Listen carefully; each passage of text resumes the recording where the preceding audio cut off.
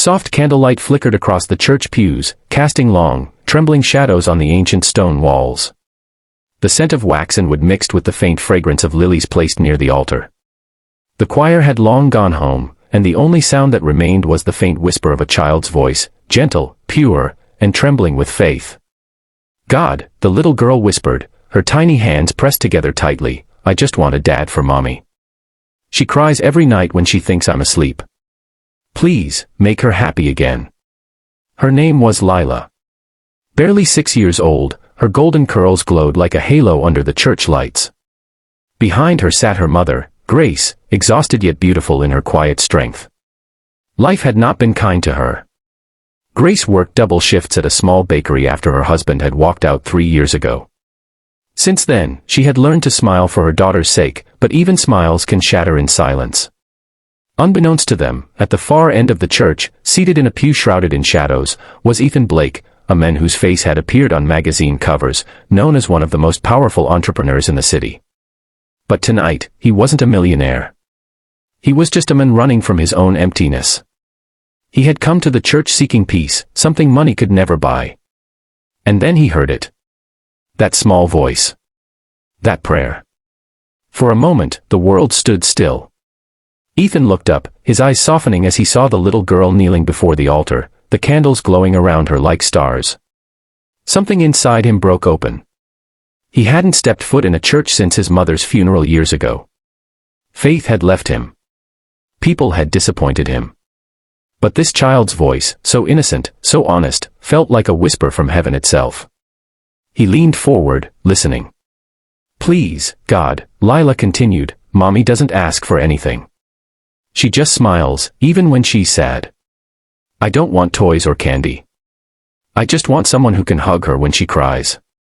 Someone who can love her like you love us." Her words hit Ethan's heart like thunder in a silent sky.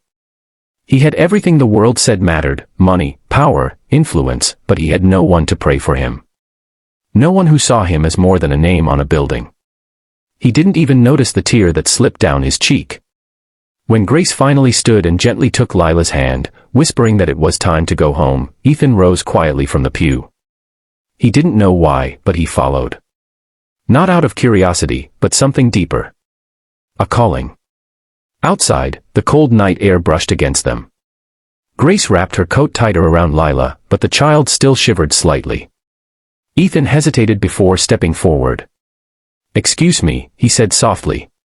Grace turned, startled, her protective instincts flaring instantly. But when she saw the gentleness in his eyes, she relaxed slightly. Ethan stammered, uncharacteristically unsure of himself. "I couldn't help but overhear your daughter's prayer. It was beautiful." Grace smiled faintly, embarrassed. "She talks to God about everything. I'm sorry if she disturbed you." "Disturbed?" Ethan smiled sadly. "She reminded me what faith sounds like." There was an awkward silence before he continued, Would you let me buy you both dinner? Just as a thank you. For reminding me that not everything in this world is lost." Grace hesitated. Years of disappointment had taught her to be cautious. But there was something sincere about him, something that made her believe he meant no harm. Lila tugged her sleeve. "Mommy, he seems nice," she whispered. And that was how it began. They ended up at a small diner near the church. It wasn't fancy, but it felt warm. Ethan found himself laughing, really laughing, for the first time in years as Lila animatedly told him about her cat, her dreams, and how she wanted to build a castle for Mommy someday. Grace watched him carefully, her eyes softening. There was something different about this man. He wasn't showing off or trying to impress. He listened. He really listened. By the end of dinner, Ethan knew something had shifted inside him. He wasn't sure what it was, but as they said their goodbyes, Lila hugged him tightly and whispered, "Thank you for making Mommy smile tonight." He froze. That simple gesture, a hug from a child he'd just met, felt like redemption. Days turned into weeks. Ethan couldn't stop thinking about them. He began visiting the bakery where Grace worked, at first pretending it was for the pastries. But soon, it was clear, it wasn't the bread he came for. It was the warmth of a woman who treated every customer with kindness, and a little girl who believed prayers could move mountains. Grace resisted at first. Life had made her wary of promises. But Ethan wasn't like the others. He showed up. He helped when her car broke down.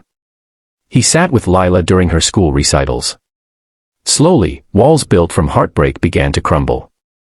One evening, Grace asked quietly, "Why us, Ethan?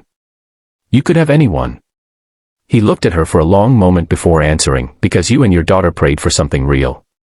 And I think God sent you to remind me what love really means." Tears filled her eyes. That night, under the same church roof where it all began, Ethan found himself kneeling beside Lila once again.